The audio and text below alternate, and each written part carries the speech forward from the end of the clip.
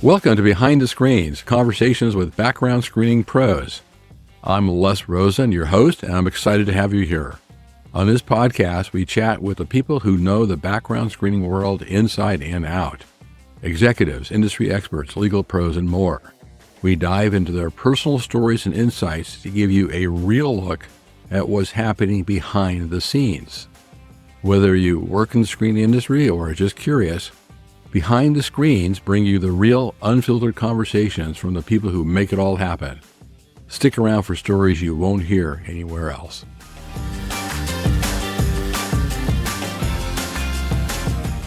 And ladies and gentlemen, welcome to the first podcast in the new series, Behind the Screens, Conversation with Background Screening Pros, sponsored by the Pre-Employment Directory and our good friend Barry Nixon. Today we are honored to have with us a longtime friend and a person well known in the industry, Mr. Craig Caddell. Craig, hello. Hey, Les. It's great to be here and good to see you.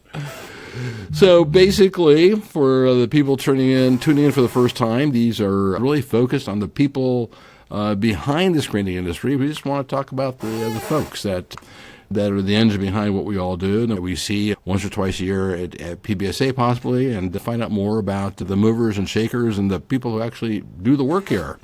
And certainly Craig Caddell fits into that. So Craig, let's start off very simply by asking you to tell us about your current role, what you do, what you find most interesting about your current role. All right. Well, hopefully this won't be true by the time this airs, but I'm currently between positions along with a lot of other industry veterans who've experienced the mergers and acquisitions, the slowdown in hiring, the thinning margins that have led to a number of layoffs this year. But luckily, I have a couple of consulting clients I was able to pick up right away. And the work I'm doing with them is pretty interesting. One is a group of investors in industries that are highly regulated, and they outsource their screening currently. And they're looking at, should they build a background screening firm or buy a background screening firm instead of continuing to outsource? So going through an evaluation of that for them.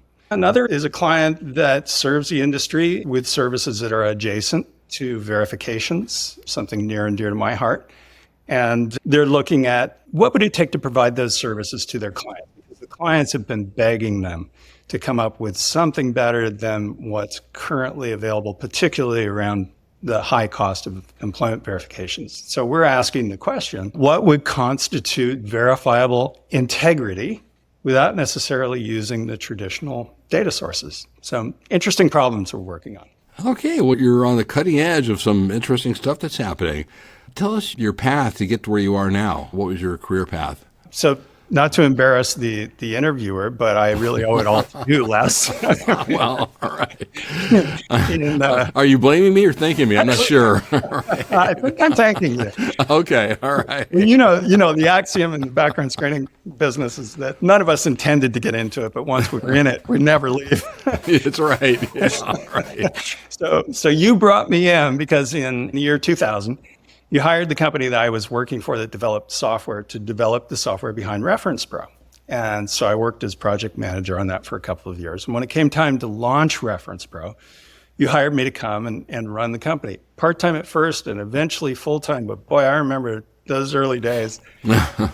Three of us, guys in a room, in a long, narrow room, we barely get past each other, trying to make as many phone calls as we could in a day to verify employment, education, and credentials, and then improve the software as we went and eventually sell to clients. And I stuck with that for 12 years, and the last 3 of which were under Verisys's ownership.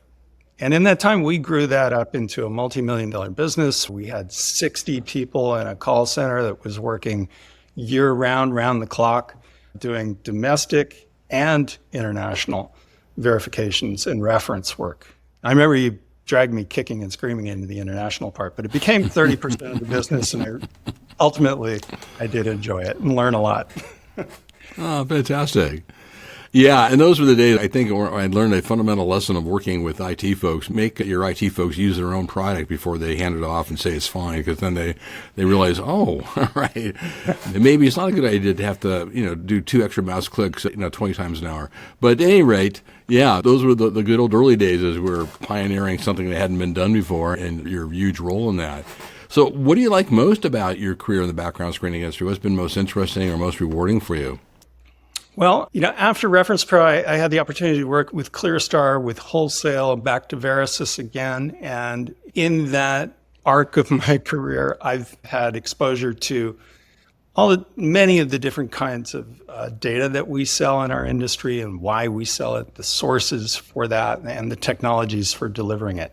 And it's been constantly a learning process, which is really invigorating and interesting and allows me to do what I do best, which is help solve customers' problems creatively and thoroughly. I really like to be able to dig in to figure out what the root, cause of something is. Is it systemic? Is it a one-time thing? How do we fix this? How do we make it better? And be able to speak with anybody on a client side, from the C-suite to operations, and internally build those relationships with the resources inside the company to be able to get things done and done well. And so to me, it's been very stimulating to be a part of this business and to continually learn about background screening. There's so much to know. I mean, that's right. You get to the point where you think you've done it all, seen it all, then you walk in Monday morning and boom, a whole brand new set of problems that you had no idea existed. It's like, what do we do now? Right. Yeah, so it never ends, does it? Yep. So leaving background screening a little bit, I know you've been involved with PBSA, since it was NAPBS. From the very beginning. Tell us about what role PBS has played in your career, and what have you done in PBS, and how it's helped you, or so forth. Well, aside from the official functions that PBSA performs as a lobbying association for the industry, it really is the hub of the community.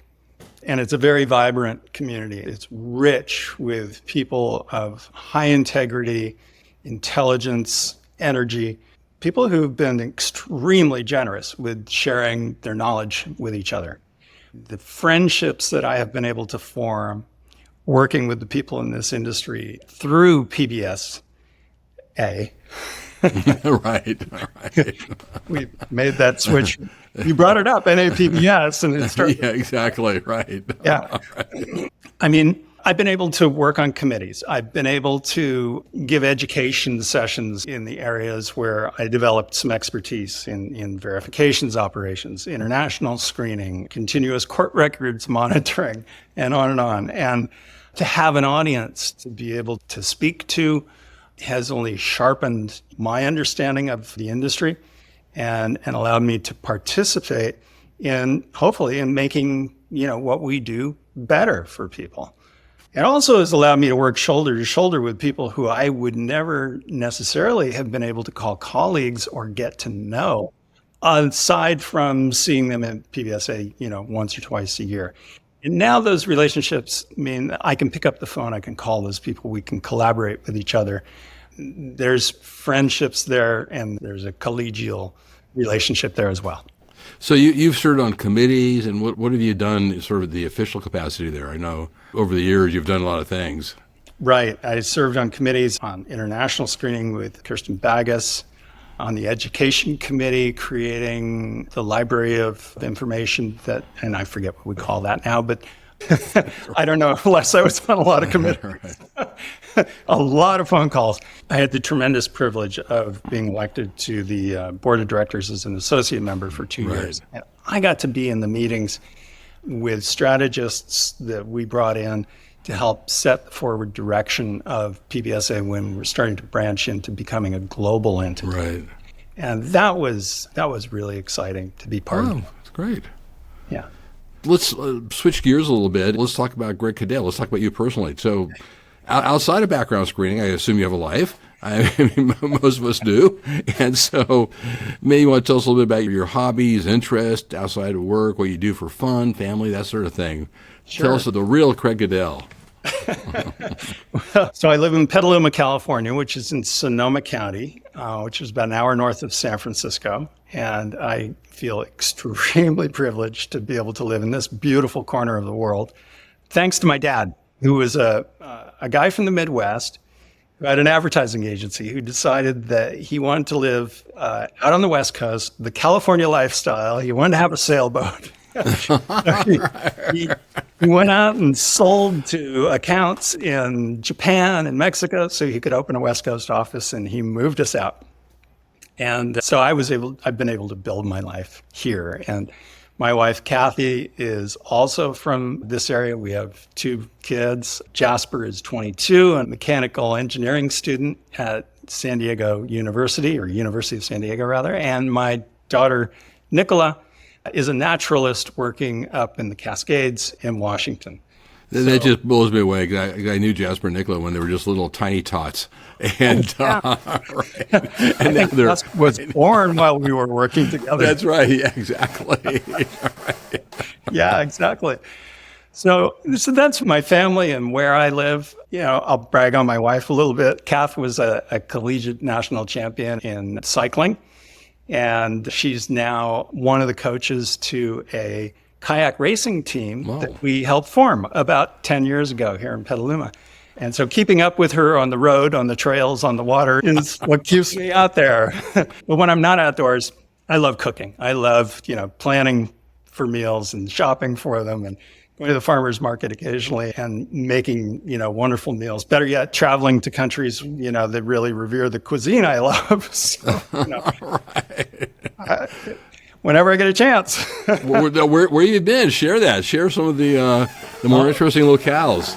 Yeah, well, I was lucky to spend a good 3.5 months in Japan when I was quite a bit younger.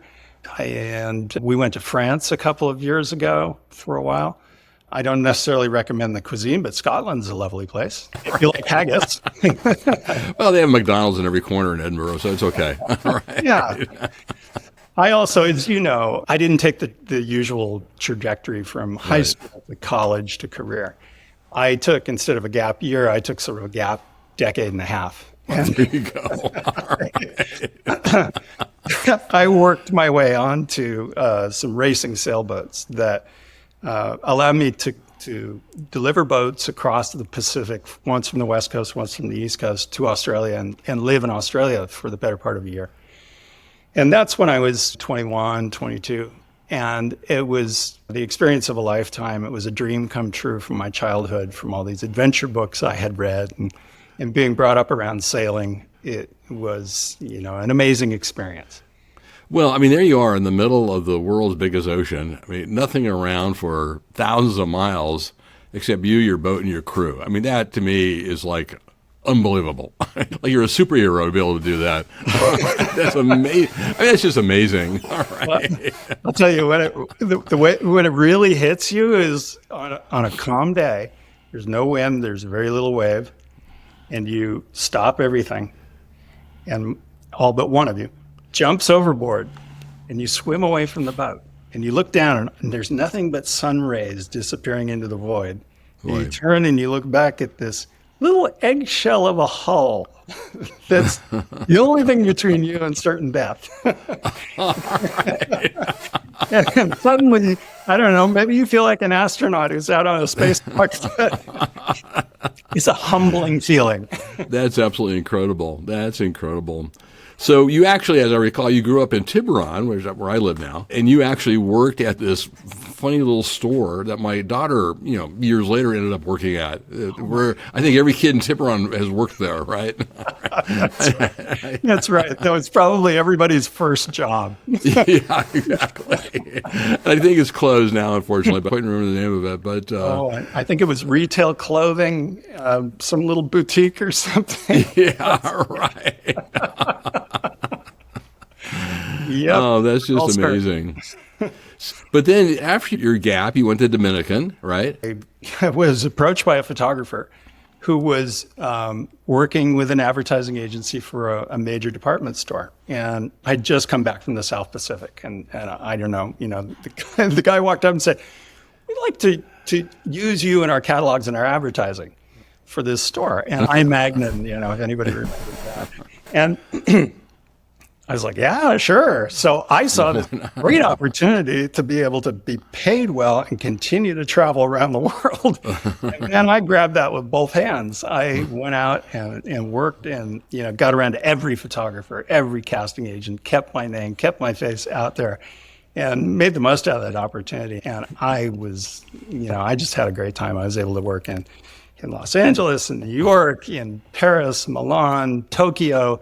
Wow. And I did national commercials, and that led to opening, after a number of years doing that, opening a talent agency. And what quickly became the biggest, and still is the biggest talent agency in San Francisco, which, to make the leap from a commercial actor to talent agent was a big ask. and I worked my tail off for a good, 5 years or so doing that. And then I had the opportunity to get behind the camera. I got involved in production and worked on television series and commercial video production for corporations, and had a wonderful time doing that, all before going back to school. So wow. 36 is when I got my business degree, and I met you not that long after that. Craig Caddell, international man of mystery. And people who know you from the industry and your various jobs probably had no idea that you led this secret double life. All right. All right. There's the first half and there's the second half. All right. You're doing these incredibly interesting things. All right. Yeah. Not that background screening is incredibly interesting, but compared to having a talent agency and going and doing shoots in Milan and Paris, I don't know. You got to weigh those two. I'm not sure. If you want to raise a family, you don't want to be in the entertainment business. Oh, that's funny. All right. So you settled down, you got your degree at Dominican, and then you eventually went to work with a firm that did software development. That's right. And that's where you and I intersected. Yeah. And then after I met you, your life has never been the same, right? Right. Only been better. Okay, good. Kind of you to say that. But, so I think we've already covered this, but what would be something about you not related to screening that you feel might be important for people to know, or we've already covered that? I don't know what else to say. Right. We raise chickens. I don't know. You raise it all. And for those of you who don't know, Petaluma is the egg, butter, and chicken capital of the world. So, right. We got sheep on one side, we've got horses on the other, and there's chickens in that direction. So. Right. And yet you're 45 minutes from San Francisco, right? That's right. Right. It's beautiful. Amazing. Out here. Just amazing. Well, we have a little bit of time left. Shifting back to the industry, this is sort of the speed round. Tell us what you think the top issues are in the background screening industry from your perspective, the top challenges or issues with your experience and your perspective. What's your view of that? Well, verifications are near and dear to my heart, and we've just seen the cost of those, going out. Employment verification in particular has been really heavily impacted. From year 2002 to 2017, when we were running ReferencePro, I think we were able to keep the cost of employment verifications at, $5 and under, and depending on volume. And now, for 25 to 30% of your total volume, you're going to pay maybe around $95, more in some cases, less in others, but that's an 1,800% increase in cost, and often outstrips the total cost of a background screen package, which is just, it doesn't make sense. And so I don't see background screeners and their customers continuing to accept terms like that. And certainly, firms are popping up to help to offset that and figure out workarounds. So I think that's going to continue and accelerate. I think along those lines, reselling payroll data is probably going to come under increased scrutiny over time with the government, obviously. As consumers and the government understand the cost to consumers of paying to share their own data, that just seems like a no-brainer. And then I would expect highly regulated, high-risk industries to expand what they're doing under what we call monitoring, right? There's a lot of monitoring of expirable licenses and credentials today. But I see, monitoring of adverse information, and particularly there's a product out there for continuous court records monitoring that deserves to get a lot more traction and will in the coming years, particularly for things like healthcare, transportation, and so on. I think keep your eye on that. That's going to go places. And hand in hand with that, what about all the technology changes we're seeing, AI and blockchain, AI, et cetera, et cetera? How do you see that affecting what we do? Well, those technologies are being baked into everything we do, with technology these days to varying degrees, right? And I'm going to sound like everybody else in saying that the repetitious manual things that are rules-based are going to be phased out and become automated, fully automated. And that'll take time, obviously, to perfect. But it's a hockey stick up and to the right in terms of the trajectory and the speed with which these technologies are able to replace those labor-intensive jobs. Right. Yeah. Okay. Well, you have some perspective given your colorful and illustrious career before background screening and in background screening, of course. For people that are entering the profession or kind of at the beginning or mid-career and trying to figure out where to go, whether to stay, what advice based upon your experiences would you impart to people, like I said, either thinking of entering or sort of the beginning of the career or mid-career, that sort of thing? Sure. Well, I would very humbly submit that PBSA is the place to be. It's the place to get involved. I mean, even if you're new to the industry and you don't think you have a lot to contribute because you're just really starting to learn it, believe me, if you join a committee, they'll put you to work. Find something for you to do. And if you just keep showing up, you are going to learn more, faster, from more people, and you're going to develop relationships that will pay off long-term in this industry. It is the best recession proofing that one can do, aside from getting a law degree, perhaps. But I would also say that if you're an investor or an entrepreneur coming into this business, there are some really smart people who have blazed the trails for you already. And the consultants working in our industry are legendary.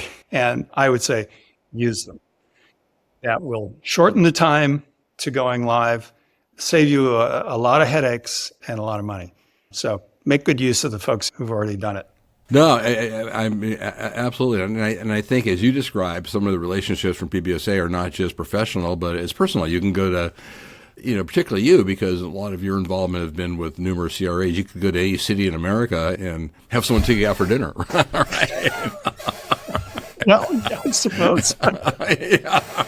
You have friends everywhere. All right. Absolutely. Or if they're coming out here, I've got a whole list of things you can do in the wine country, and I'll even cook you a meal. So. Oh, that's right. Yeah, that's right. Heard here, folks, on this podcast, Craig Caddell says, come on by. And, all right. And he'll send you somewhere to one of several hundred wineries within probably 30 miles of your house, right? Right. At the very least, I'll send you home with a dozen fresh eggs. All right. Oh, that's incredible. Yeah, I mean, it really is interesting how things have taken off. I mean, I can recall, at the very beginning of the industry when I could give a lecture on legal compliance and cover pretty much everything in an hour and a half.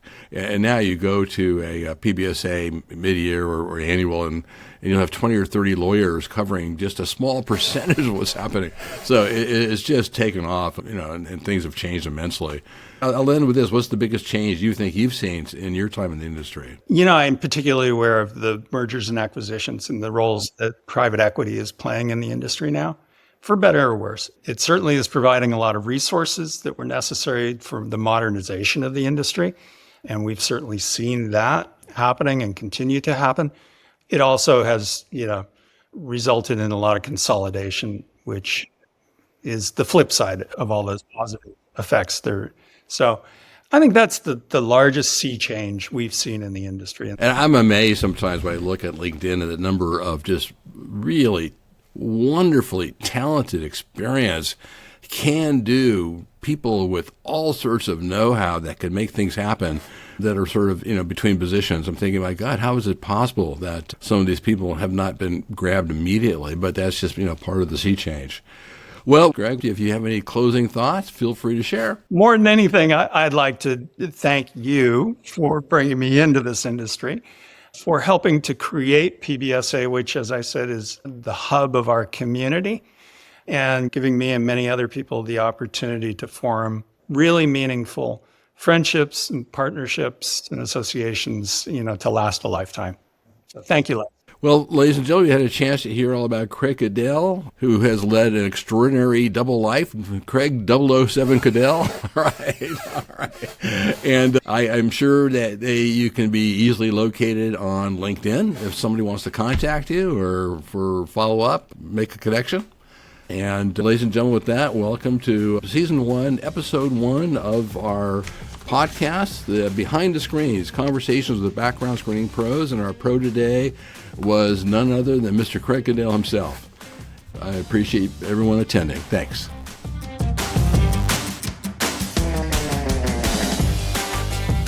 All right, that was yet another wonderful conversation with a background screening pro.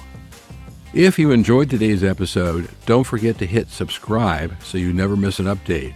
And hey, if you got a moment, we'd love for you to leave us a review. It really helps get the word out. For more info or to catch up on past episodes, or to make suggestions or to suggest possible future guests, head over to our website. Once again, this is your host, Les Rosen, and it's been a pleasure to bring you another episode. See you on the next episode. Thanks.